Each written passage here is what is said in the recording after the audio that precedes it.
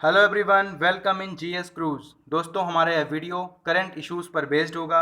इसमें हम दो टॉपिक्स को डिस्कस करेंगे, जिसमें पहला है ban on import of 101 defence items. दोस्तों, डिफेंस मिनिस्ट्री के द्वारा 101 डिफेंस आइटम्स के आयात पर प्रतिबंध अगले कुछ वर्षों में लगा दिया जाएगा। इसकी चर्चा हम इस वीडियो में करेंगे। इसके साथ ही हाल ही में प्रधानमंत्री के द्वारा चेन्नई और अंडमान निकोबार के बीच सबमरीन ओएफसी लिंक का उद्घाटन किया गया है। इसे भी हम इस वीडियो में डिटेल में डिस्कस करेंगे। दोस्तों, ये दोनों टॉपिक्स एग्ज़ाम के पॉइंट ऑफ व्यू से काफ़ी इंपॉर्टेंट है, यहाँ से प्रश्न बन सकते हैं, इसलिए वीडियो को लास्ट तक ज़रूर देखिएगा। तो चलिए वीडियो को स्टार्ट करते हैं।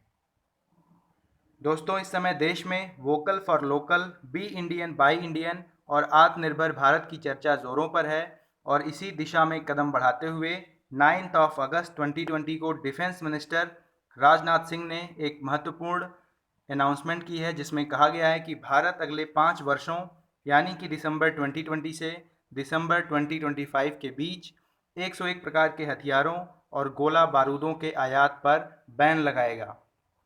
दोस्तों, आप सभी जानते हैं कि इंडिया डिफेंस आइटम्स के लिए विदेशों पर अधिक निर्भर रहा है, चाहे वह फ्रांस हो, रशिया हो, यूएसए हो या फिर इजराइल हो। हम डिफेंस आइटम्स के लिए इन्हीं देशों पर अधिक निर्भर रहते हैं। ऐसे में डिफेंस मिनिस्ट्री ने एक महत्वपूर्ण निर्णय लिया है, जो कि आत्मनिर्भर भारत की दिशा में उठाया गया एक महत्वपूर्ण कदम है, जिसमें डिफेंस आइटम्स को भारत में निर्मित करने का ही निर्णय लिया गया है अगले कुछ वर्षों में। ऐसे में देखते हैं कौन कौन से आइटम्स इसमें शामिल होंगे।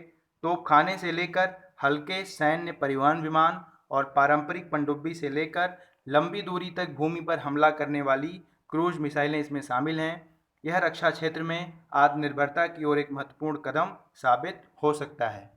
इसके साथ ही कुछ सैन्य हार्डवेयर हैं, जिनका निर्माण अगले कुछ वर्षों में भारत की निजी और सरकारी कंपनियों के द्वारा भारत में ही किया जाएगा।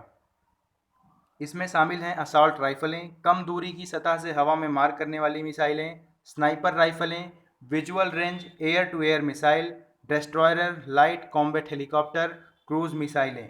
इसके साथ ही इसमें बुलेट प्रूफ जैकेट्स और रडार भी शामिल हैं, जिनका निर्माण भारत की कंपनियों के द्वारा किया जाएगा। तो यह डिफेंस मिनिस्ट्री का एक महत्वपूर्ण कदम है आत्मनिर्भर भारत की ओर। इसके साथ ही दोस्तों, घरेलू स्तर पर उत्पादित सैन्य हार्डवेयर की खरीद के लिए सरकार ने एक अलग बजट भी निर्मित कर लिया है। दोस्तों, भारत सऊदी अरब के बाद विश्व का दूसरा सबसे बड़ा हथियार आयातक देश है, यानी कि सऊदी अरब के बाद सबसे अधिक डिफेंस आइटम्स भारत ही विदेशों से खरीदते हैं। इसके साथ ही डिफेंस मिनिस्टर ने कहा है कि 15 अगस्त 2020 को प्रधानमंत्री स्वतंत्रता दिवस पर अपने भाषण में आत्मनिर्भर भारत की नई आउटलाइन पेश करेंगे, जिसमें इन सभी बातों को चर्चा करेंगे। इसके साथ ही डिफेंस मिनिस्टर ने आगे कहा है कि प्रतिबंधित हथियारों की जो सूची जारी की गई है, प्रत्येक वर्ष इसका रिव्यू किया जाएगा। यानी कि जो 101 आइटम्स की लिस्ट आई है, यह अंतिम नहीं है।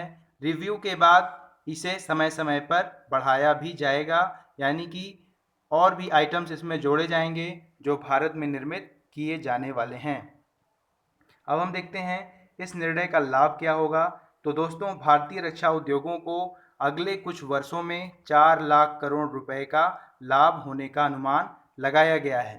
दोस्तों, पिछले वित्तीय वर्ष में 3.5 लाख करोड़ का ऑर्डर तीनों सेनाओं के द्वारा विदेशों को दिया गया है डिफेंस आइटम्स के लिए। ऐसे में अगर भारत में ही डिफेंस आइटम्स का निर्माण होने लगेगा, तो भारतीय रक्षा उद्योगों को 4 लाख करोड़ के लाभ का अनुमान लगाया गया है और इसी फाइनेंशियल ईयर में 52,000 करोड़ रुपए का ऑर्डर भारतीय रक्षा उद्योगों को दिया भी जा चुका है।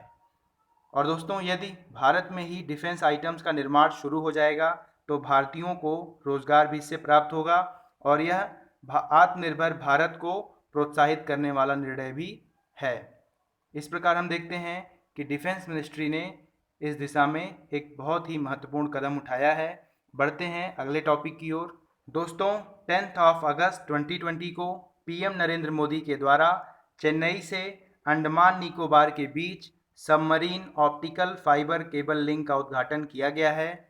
दोस्तों, इसकी आधारशिला नरेंद्र मोदी के द्वारा ही 30 दिसंबर 2018 को अंडमान निकोबार की कैपिटल पोर्ट ब्लेयर में रखी गई थी और 10 अगस्त 2020 को इन्हीं के द्वारा इसका उद्घाटन भी किया जा चुका है। आइए समझते हैं, इस टॉपिक को डिस्कस करते हैं। सबसे पहले हम जानेंगे कि OFC ऑप्टिकल फाइबर केबल्स क्या होती हैं। तो दोस्तों, यह विद्युत केबल के समान ही होती हैं जिसमें एक या एक से अधिक ऑप्टिकल फाइबर्स होते हैं जिसका प्रयोग प्रकाश को ले जाने में होता है और इसमें जो विद्युत संकेतक प्रयोग किए जाते हैं यह अपरिवर्तित होते हैं और लंबी दूरी तक गमन कर सकते हैं। इसके साथ ही ऑप्टिकल फाइबर केबल्स पूर्ण आंतरिक परावर्तन पर आधारित होते हैं।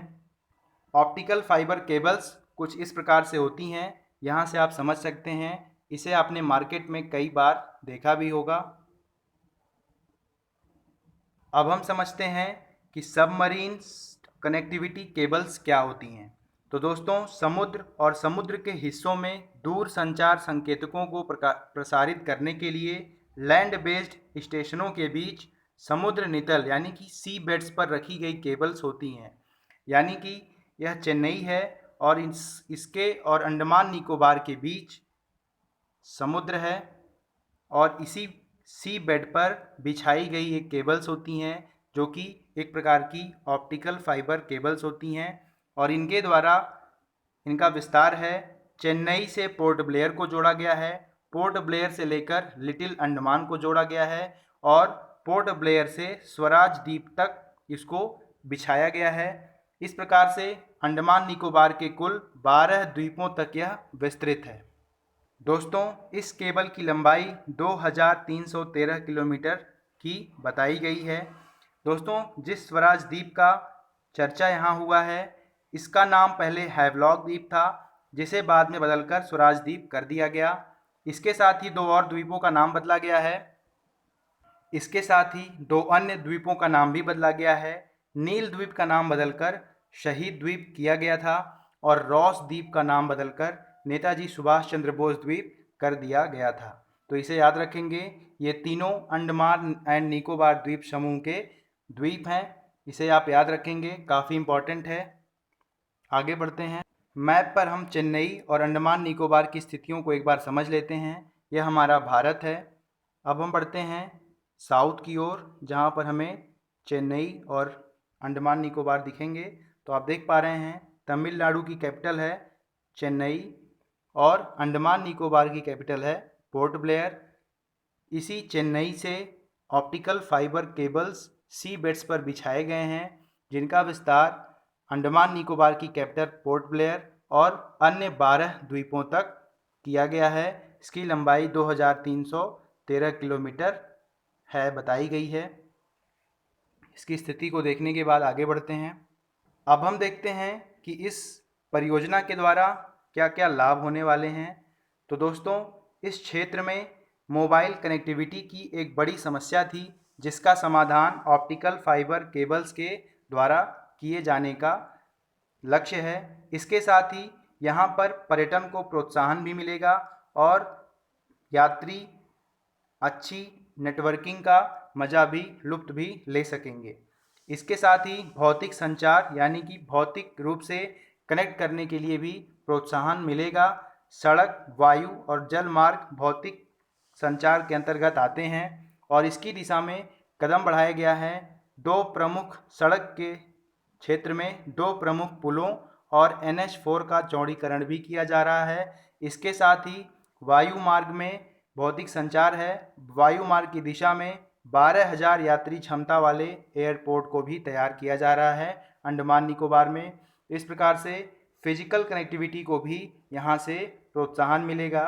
इसके साथ ही यहाँ पर ऑनलाइन कक्षाएं, बैंकिंग और ख़रीदारी के क्षेत्र में हजारों लोगों को इससे लाभ मिलने वाला है। तो इस प्रकार से इस योजना का एक वृहद लाभ है। कई चीज़ों को, कई क्षेत्रों को इससे टारगेट किया गया है एक साथ। इससे अंडमान और निकोबार के क्षेत्र का विकास भी होगा और कई तरह की सुविधाएं भी लोगों को प्राप्त होंगी। तो इस प्रकार से हमने करंट के दो इश्यूज़ को डिस्कस किया। आई होप आपको वीडियो पसंद आई होगी। वीडियो पसंद आए तो वीडियो को लाइक करें, जो भी हमारे दोस्त चैनल पर नए हों, चैनल को सब्सक्राइब ज़रूर कर लें। साथ ही बेल आइकन नोटिफिकेशंस के लिए ज़रूर प्रेस करें, जिससे आपको वीडियोस की अपडेट्स समय समय पर मिलती रहें। मिलते हैं अगले वीडियो में नए टॉपिक के साथ। Thanks for watching.